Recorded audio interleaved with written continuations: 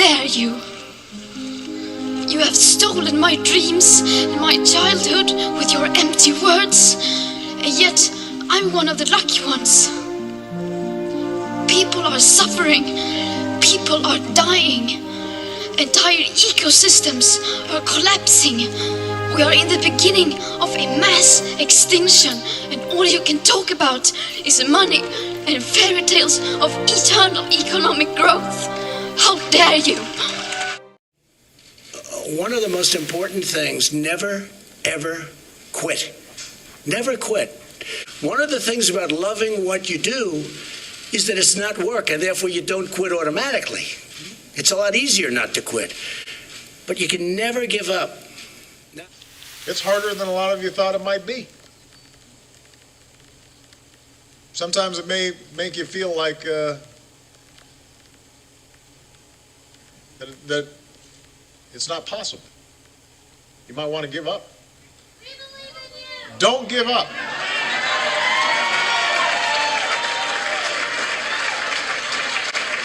I don't want you to feel discouraged. I want you to understand that it just means we got to push that much harder.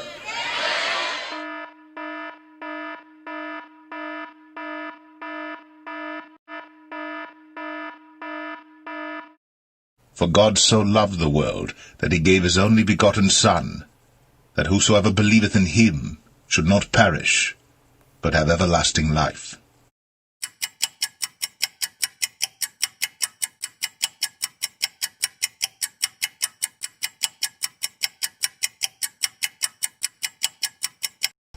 What a crazy day it's been in the aftermath of that wild debate that we had last night. Basically a street brawl in Ohio. The street brawl of Ohio. Candidates were talking over themselves. Not much news got generated, and I think the general consensus was that if you're a Trump supporter, you're still a Trump supporter. If you're a Biden supporter, you're still a Biden supporter. And if you're an independent, you've decided not to vote. Or if you're undecided, you've decided not to vote. I don't think anybody's mind was changed. There were some big misses. But I wanted to talk about, in my home state of Maine, there's an election going on that has national interest because Susan Collins is the senator up in Maine. She's up for re-election, and she's in a really tight battle with Sarah Gideon, who is currently the Speaker of the House for the Maine State Legislature. I haven't really weighed into this much, but today I was just doing a little bit of research, and I saw a story about Sarah Gideon that I felt like maybe I should talk about a little, and then as comments come in, maybe we can debate about Susan Collins and what you think of her, what you don't think of her. I think that she's been in politics a very long time. There's a lot to say about her. She has a very extensive record, both good and some bad. There's good and bad with her. She is more of a centrist Republican. Some people call her a rhino Republican. My opinion, of course, is that we need more people in the center in politics. Otherwise, the country's just going to keep getting worse and worse. But I want to jump right into this story. I'd like to give a shout out to the Maine Fusion Center. Sorry about that. I want to jump right into this story. It's a story from Maine about Sarah Gideon. It says, Maine Dem spikes ethics probe into party mates, somebody in her same party, teen, and then I can't use that word, but you can see it, abuse. Sarah Gideon blocked investigation into her handling of colleagues. You can see that word, misconduct. I'm just going to say misconduct. We all know what it is. If I actually say that word, YouTube will demonetize me, and then the teeny tiny bit of money I get from YouTube, maybe $1 or $2, will go away for making this video. Here's a picture of Sarah Gideon, very attractive. I think that is part of her appeal. Susan Collins, of course, is much older, a little bit less attractive. So I think some of Sarah Gideon's appeal is how attractive she is. Let's see. Democratic Senate candidate Sarah Gideon spiked an ethics probe into how she handled allegations that one of her Democratic colleagues in the state legislature abused teen girls. The Speaker of the Maine House of Representatives rallied Democrats in 2018 to vote against an ethics investigation into how her office dealt with the misconduct allegations against Democratic state legislator Dylan Bates. Paula Sutton, the Republican state legislature who called for the ethics probe, said that Gideon's decision to oppose the investigation demonstrates that Gideon was more concerned about political expediency than protecting children. Sarah Gideon had the opportunity for full transparency, and she voted it down, Sutton told the Washington Free Beacon. They just want to crush the problem because they're afraid to deal with it. It's just a lack of courage, a complete lack of conviction and courage.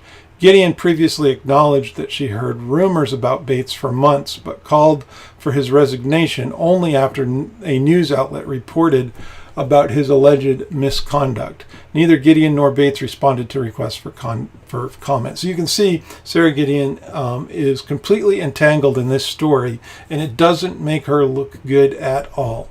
I mean, Susan Collins also has a number of things that don't make her look good, but not when it comes to literally protecting teenage girls from misconduct like this man did.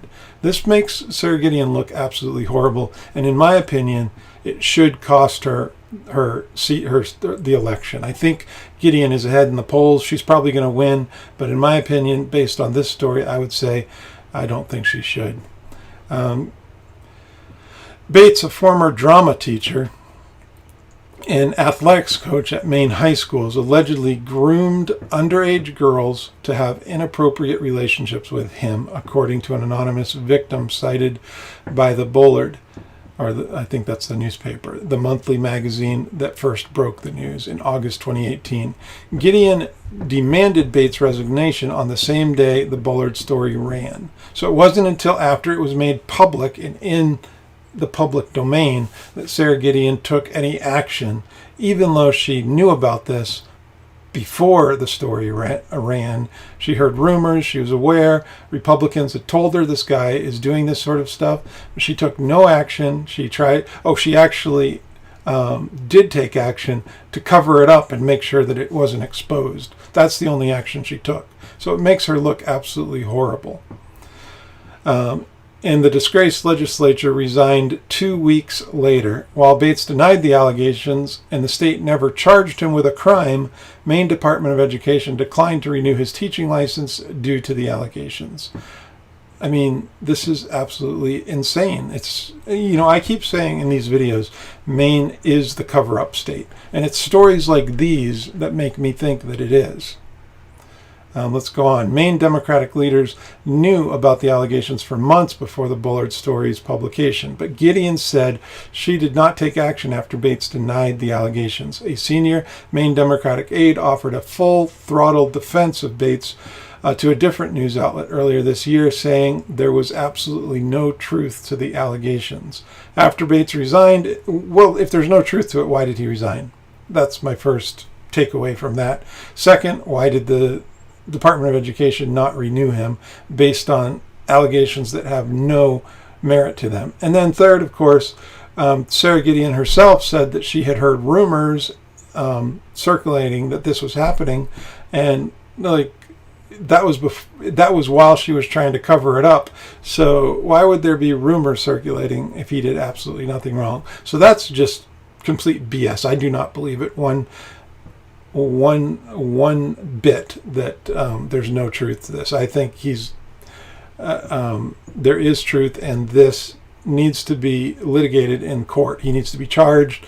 He needs to go in front of a jury, and they need to make a decision about this, or an ethics committee, or a citizen oversight committee. After Bates resigned in mid-August, Sutton called for an ethics probe specifically into how the Gideon office dealt with the misconduct allegations. She hoped the probe would uncover whether Gideon sought to cover up Bates' misconduct for months, as well as give Bates a chance to exonerate himself in the public space. Gideon whipped almost all Democrats into voting. Whipped is a legislative term, not a bad thing. She was trying to get them to vote on the motion early in September, dooming the ethics probe in the Democrat-controlled legislature. While she herself did not vote on the probe, 64 out of 73 Democrats voted to kill it, while 8 more abstained. Only one Democrat, who was not running for re-election, voted to implement an ethics probe. Isn't that sad? Politics and party line loyalty is destroying our country. Absolutely destroying it. I think Gideon just didn't want to deal with it, Sutton said. Once he resigned, it was over and done with in her eyes, in their eyes, and they wanted to move on to other things. The misconduct scandal has emerged as a hot-button issue in Gideon's bid to replace GOP Senator Susan Collins, who has represented the state since 1997. In a series of ads, Republicans have questioned why Gideon sat on the accusations for months without taking action, while Democrats have responded with their own TV spots portraying the Maine Democrat as a hero of the situation who called for Bates' resignation. That's very convenient spin, but that is spin. This is not the first time Gideon killed an ethics probe along party lines. In 2017, Gideon mobilized her caucus to shoot down an ethics probe into Democrat legislature accused of a conflict of interest. Calls for ethics investigations were not always partisan affairs in Maine. In 2007, a Democratic House Speaker called for an ethics investigation into a fellow Democrat who used his political position to avoid a fireworks citation. Gideon has a track record of shooting down anti-legislation. You can see that word there. That's the word. I'm not going to use it just in case YouTube's algorithms gets me on that. In the State House, just 10 days after Bates resigned, Gideon whipped votes to oppose a bill that would have imposed criminal penalties for mandated reporters, teachers, doctors, and professionals who work with kids. Who did not report child abuse. She also repeatedly, is that true? She opposed that bill? Like, that, I would love to know her reasoning for that. She also repeatedly rallied Democrats to oppose legislation to criminalize female private part mutilation. I'm trying to make sure the algorithms don't flag this video, because I make such little money on YouTube. So that's why I'm changing some words here and there. A practice that mostly victimizes immigrants and young girls of color. Gideon is running a highly competitive race against Collins that could determine the Senate majority beginning in 2021.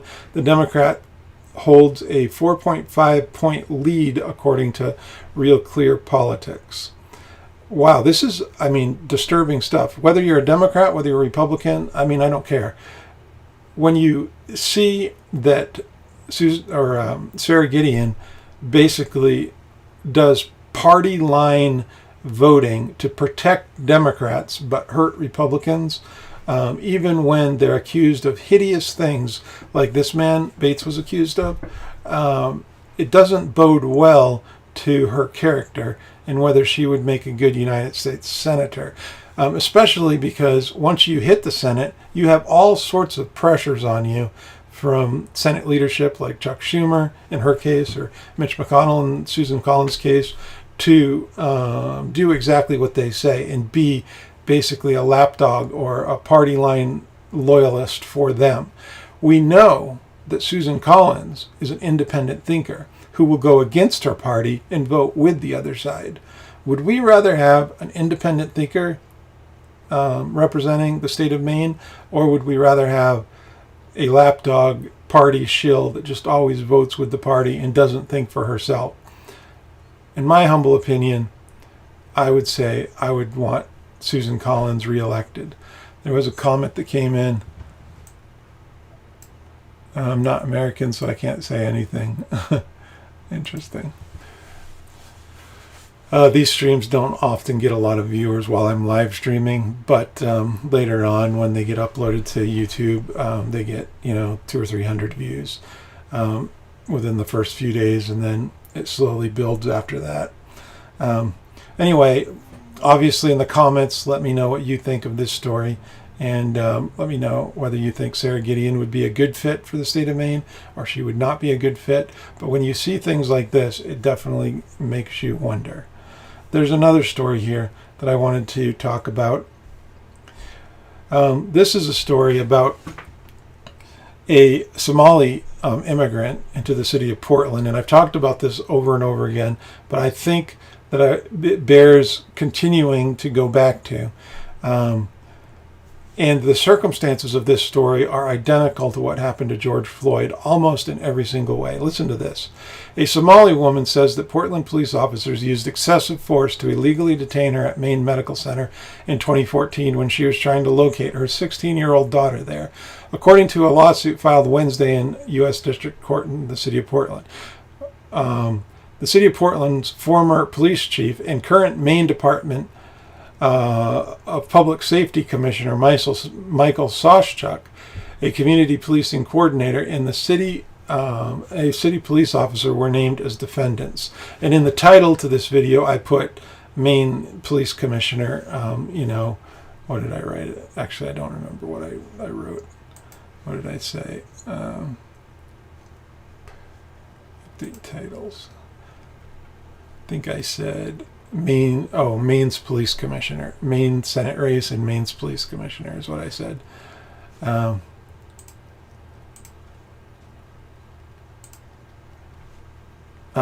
Namely because he has a lot to do with this story. He covered up what we're about to read about. The lawsuit filed on behalf of Mumina Ali claims an officer handcuffed her at Maine Medical Center on July 23, 2014, and pushed her up her back while she walked, causing her to fall and chip a tooth.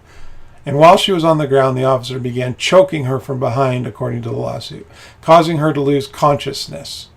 So he literally put her in a chokehold while he was laying on her back and causing damage to her back. And right after, she had just been thrown to the ground and her tooth was chipped. How is this any different? I guess the one difference between George Floyd and her is George Floyd actually had been suspected of committing a crime where all she was doing was looking for her 16-year-old daughter.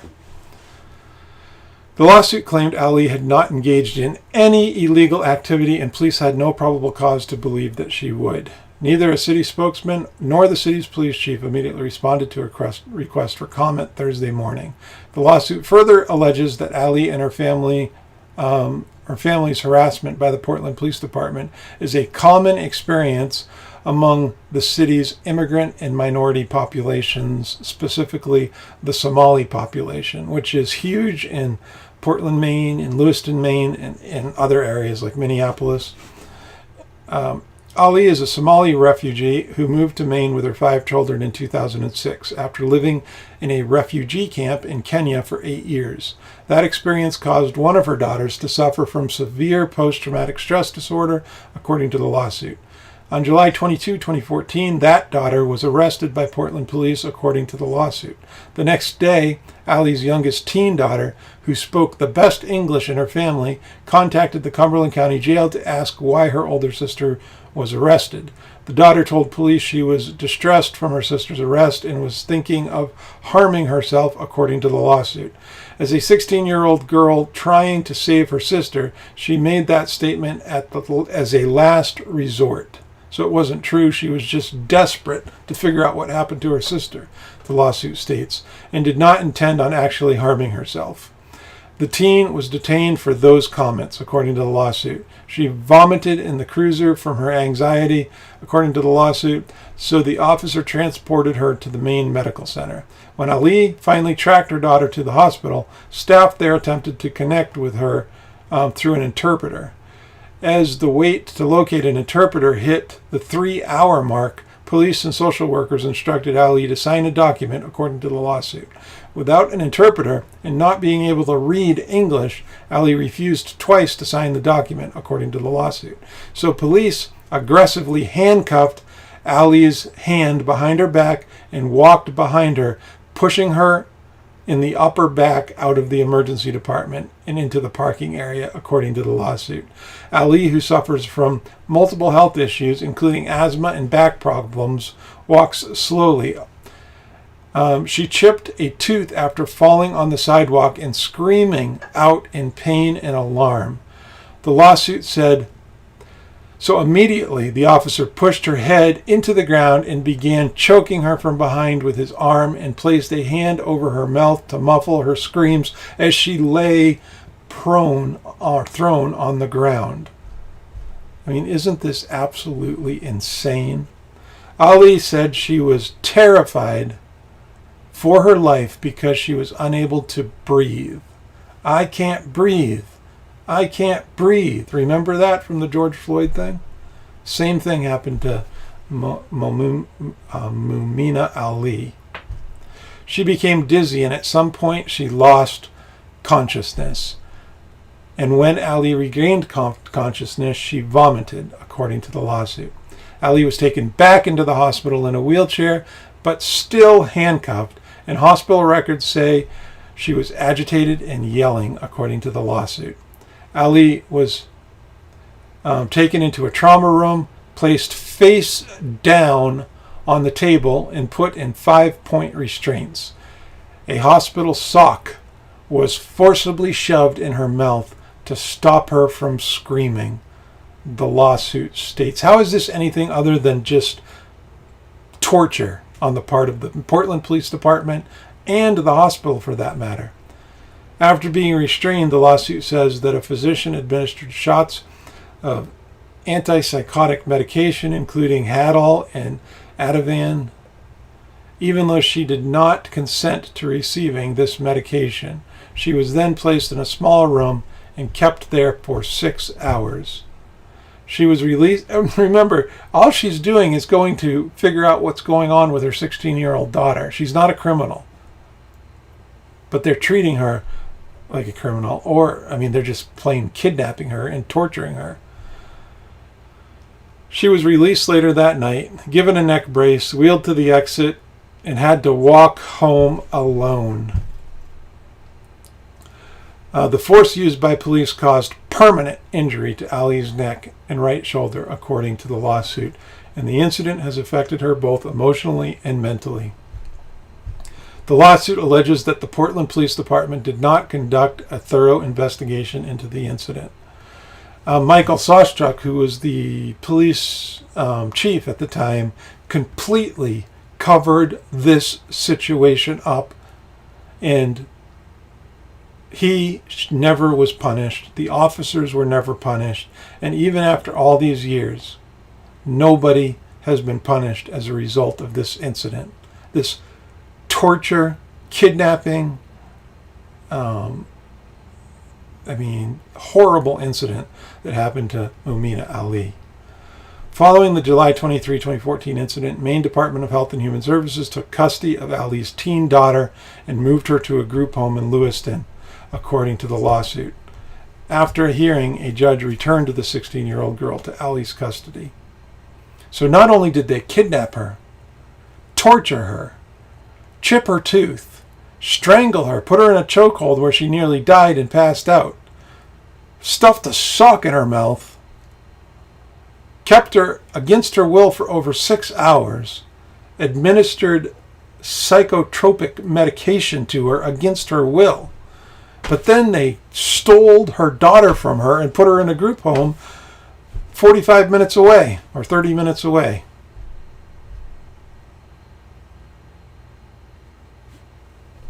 The lawsuit claims police violated Ali's constitutional rights. She is seeking $750,000 and a jury trial. I don't know what to say about this case other than Michael Soschuk is a dirty scumbag for not punishing those officers. And those officers are pieces of crap for doing what they did to Mumina Ali. This story, I don't understand why it hasn't gotten more attention. I really don't. I don't understand why a criminal like George Floyd, who actually was suspected of committing crimes, gets national outrage, protests, people riot and loot, which I'm against. But this story gets nothing. Why? I don't understand it. What is it? Is it because she's a Somali immigrant? Is it because she's black? Why is this story not getting more attention? I don't understand why. Here's a comment that came in. I live in northern Maine. Sarah Gideon would be a bad choice, but I'm not a big fan of Susan Collins either. So I agree with that. I think Susan Collins is not perfect, but based on what I see about Sarah Gideon, I would say she is definitely not perfect either. And a much worse choice because she's willing to cover up basically unethical behavior and corruption and misconduct, which involved a Democratic legislature doing inappropriate things with a teenage girl. And Sarah Gideon just covers it up. I mean, it's not as bad as what Michael Soschuk covered up with the Somali immigrant, Mumina Ali. Michael Soschuk, just that one case alone should be enough where Michael Soschuk should not only lose his job, he should also be prosecuted for incompetence or whatever would make sense. But in Michael Soschuk's case, the Mumina Ali story is not the only case he covered up. There's many others. I've documented a few of them on my YouTube channel. If you scroll through it, you'll see. This is Twitter. I was just looking at different things in Twitter to see what kind of corruption was going on up in Maine. And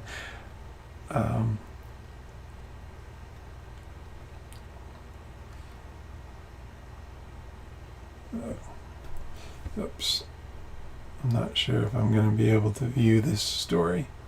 Yeah, Maine paid for 40 rooms at Trump Hotel for LePage staff. That's, I guess, showing blatant corruption in Maine. It's definitely different stories here.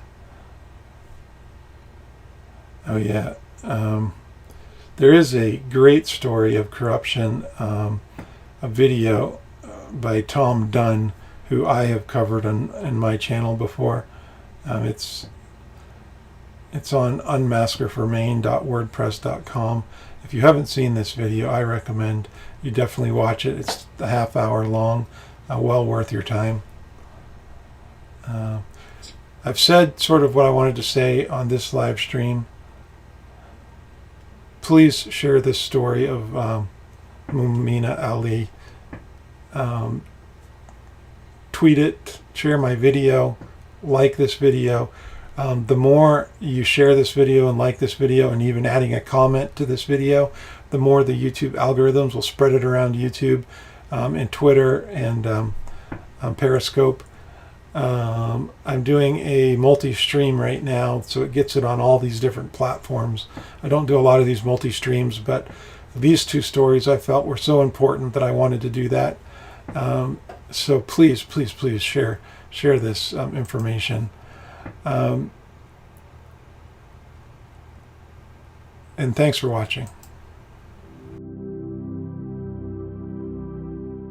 Prior to Maine denying my PI license, I really was invisible. I just kept to myself. I did my own thing. I worked hard, kept my nose to the ground, built up my business, and then boom, I run into a brick wall of corruption up in Maine. If I hadn't have run into that brick wall of corruption, I would not be posting these videos right now. I would not be exposing corruption all throughout Maine government, pervasive corruption that infects every aspect of the public sector in the Maine state government, from the state police to local sheriff's departments to industries where cronyism just runs rampant. In fact, the corruption in Maine is so blatant and in your face, it just surprises me. You know, my life seemed more peaceful and more tranquil prior to knowing that my home state, the state that I love, the state that I want to move back to, state that I wanted to move my family to and raise my kids in, is just so corrupt. And I'm speaking to the public officials right now, the public officials, the corrupt and dirty public officials in Maine. All you had to do was give me the PI license and I would have just shut up. I wouldn't have said anything. I would have just moved on with my life. I didn't want this fight. I mean, we have to be the change we want to see in the world, and when you see corruption as bad and as blatant as I see in Maine, what choice do I have? I don't want this for myself, but what choice do I have?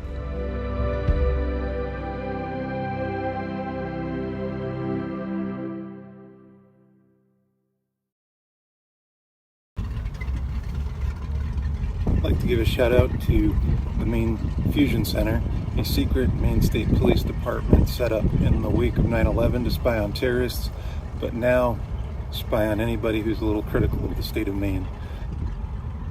They have spied on me, they've spied on peaceful protesters, they've spied on people that were against a power line going through Maine, they've spied on Black Lives Matter protesters, and they are my most loyal fan. They've watched all my videos, read all my posts, so a big shout out to the Maine State Police Fusion Center. These videos do take a lot of time. I don't make money on them, so if you would not mind, go check out my website, nationalsi.com, and if you know anybody who does insurance fraud assignments, insurance adjusters, lawyers, please email me their contact information so that I can reach out to them. I'm in the New England area. I'm licensed in Massachusetts, New Hampshire, Vermont. I work in Rhode Island, and also I'm down in the South too, in Tennessee. So any of those areas are great. If you know people that are in the industry, please forward their information. It would be very, very helpful. Also check out my store.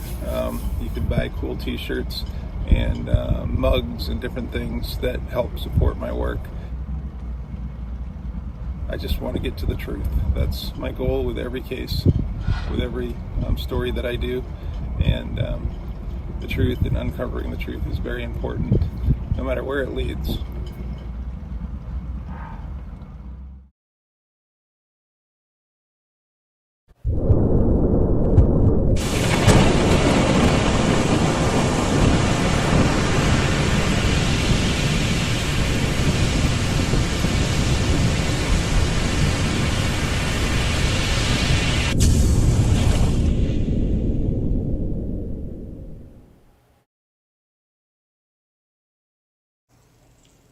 Let not your heart be troubled. Ye believe in God, believe also in me. In my Father's house are many mansions. If it were not so, I would have told you. I go to prepare a place for you.